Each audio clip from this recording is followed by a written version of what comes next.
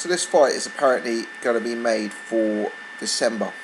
Uh, in my opinion, it's a good fight. I think we're pretty much at the point where we can start calling it official. It's listed on BoxRec as the 13th of September in Vegas. I really like the fight. What surprised me is I've witnessed a bit of a negative reaction to this fight on Twitter, on the forums, etc. People don't like Devon Alexander as an opponent for Khan, and instead think he should fight someone who, is perhaps more exciting, the likes of a Keith Thurman. What I think is, realistically, this was as good as we could have hoped for this fight. Alexander has been in with a high level of opposition. He's actually been in with a tougher level of opposition from my perspective than certainly the likes of a Keith Thurman, one of those guys. He's been in a number of really big fights. The other thing is, with the date, and with the welterweight division as it is, realistically, Khan wasn't going to get Mayweather, Pacquiao, Khan, for this date. And if you take those guys out of the equation, in my opinion, Devon Alexander is still near the top of the welterweight division. He's someone who I view as a very well-rounded fighter.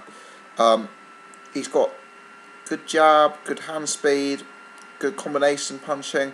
His knockout record is, he's like 126 fights, 14 by knockout, and I appreciate he probably isn't a stunning one-punch knockout artist like maybe a Keith Thurman, but he does hit hard. He can wear opponents down, and I think he's a really credible opponent. I think people think Khan might be trying to avoid a massive puncher like Keith Thurman because of Khan's supposed chin problems, but I view Alexander as very credible. And if I said Amir Khan was going to fight Marcus Maidana, I imagine people would think that's a great fight. I mean, I know it's happened before and it was a very entertaining fight and it would be a rematch, but if I said to you Khan was going to fight Marcus Maidana, I would suggest that that would be a fight that would be very publicly respected. If I said that Amir Khan was fighting Lucas Matisse, again, I would imagine the public reaction would be very excited. What we must remember is Devon Alexander has beaten both of those guys in his last, 5 or 6 fights. I mean, I think it was 2011 against Matisse, 2012 against Maidana. So in the recent-ish future, Devon Alexander has been taking out and beating guys of that level.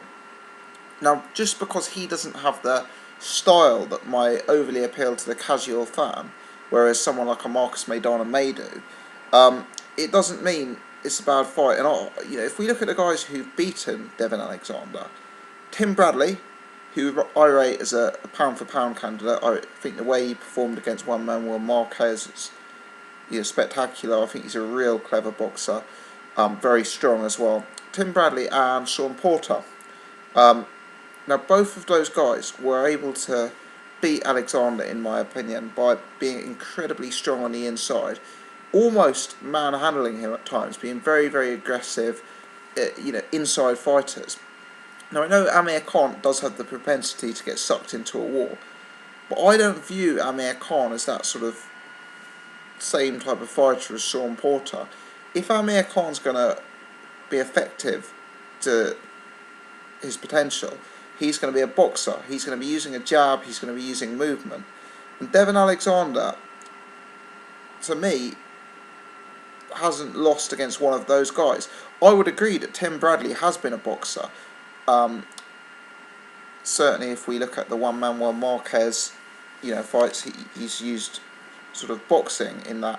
But on other occasions, like with Provodnikov and like in this first fight, he made it a very physical encounter where he roughed the opponent up, got inside, and used his strength inside. I don't think Khan brings that to the table immediately. I don't think that's his strong suit. So I don't think there's an easy blueprint for Khan just to go out there and beat Devon Alexander the way he fights. And as I say, I think it's unfair to criticise given who else is available, in the market, and given, you know, the guys that Alexander's beat, Marcus Maidana, you know, in that fight, I think 2 of the 3 judges scored every single round to Alexander. That's complete dominance. That's above and beyond what Floyd Mayweather, pound for pound #1, was able to do to Maidana. You know, in that first fight, Maidana won 3 or 4 rounds, in my opinion. In the second fight, I still scored 2 rounds to Maidana. Now, when Alexander fought Maidana, 2 of the judges had it that he won every single round, and I think the third only gave him 1. So we're looking at someone who's a really intelligent boxer, you know, knows his way around the ring and can perform at a really high level. He also is a very, very durable guy. You know, he, even in losing to a guy like Sean Porter, he went the distance. He went, you know, in against Marcus Maidana, he didn't show any sort of worries about Maidana's power.